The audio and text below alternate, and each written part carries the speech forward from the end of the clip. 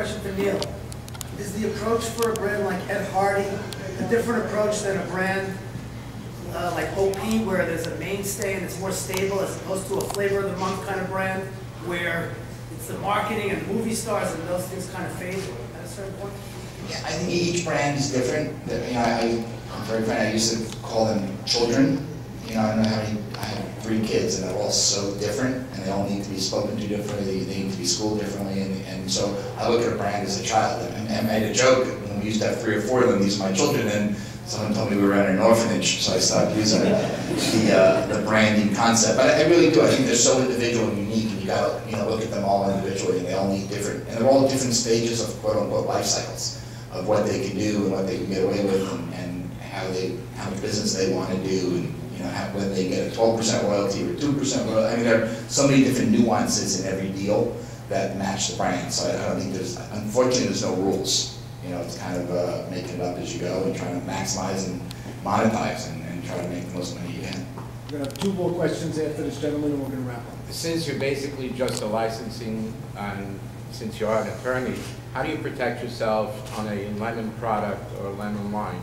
Meaning, the product doesn't pass flammability tests in the intimate wear, doesn't pass lead or other. The way I protect myself is I have Walmart, Target, Macy's as my partners, and they have like good insurance. And when I get the letter, I send it to them and say, "Sure, unfortunately, I have nothing to do with items that are illegal and the insurance doesn't cover it.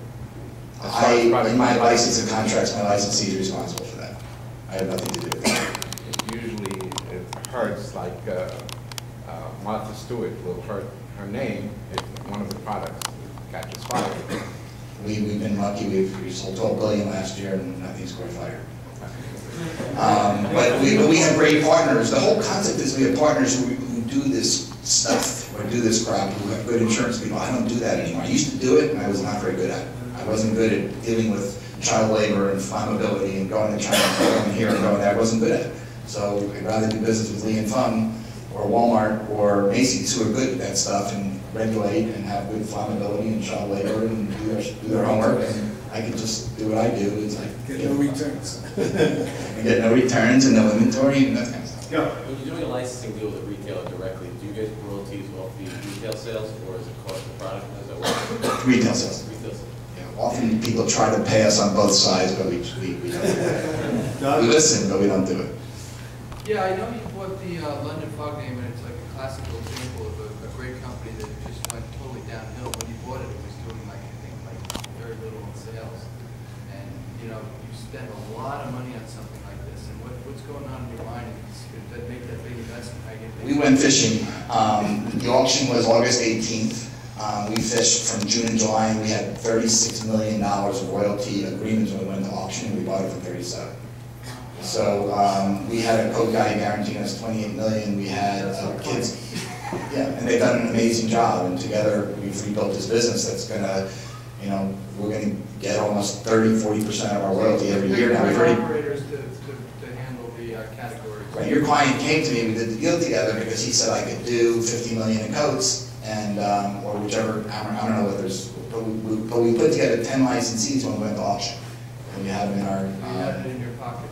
And we've also lost auctions. We've been beat, and where we lost Eddie Bauer. We lost numerous ones where we only had enough gunpowder to go to a certain level, and people went higher, and because we try to stay disciplined. You said earlier that your company only focuses on the marketing and the brand development of each brand. But who really is involved in the merchandise and the approval process from the licensees? Each brand is different. Believe it or not, Jay-Z has 11 people at Rocawear that really concentrate, and Badgley and Mishka do approve everything.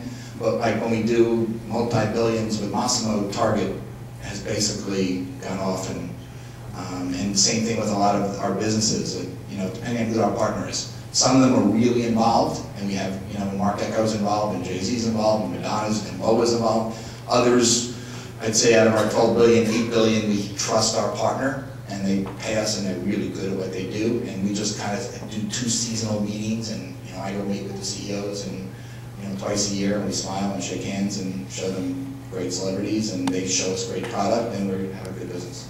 So as far as for Iconics, they don't But if something's broken, like we say, holy cow, these people don't get it, and we go in there and give them presentations and we beg them and we try to get them back online. If we're having a problem with a licensee who's not doing well, we look at it and say, what are they doing wrong? Is the product wrong? And we advise, but usually our licensees are a lot smarter than we are. And our licensees are the best in the industry, and that's who we go to. Most of the time you see that the licensees only care about getting the sale completed, So do I. as opposed to living up to the longevity of the brand. We watch that. We do the marketing, we do the freshness, and we scream and yell at them. And if they're doing crappy product, if they're smart, they know it's not going to last. You can't do crappy product, and next season they're not going to buy it. They're not. And most of our licensees are looking at our brands as 10 or 20-year ventures, and they're not looking at it as a screw licensee, and next year I'll get another license.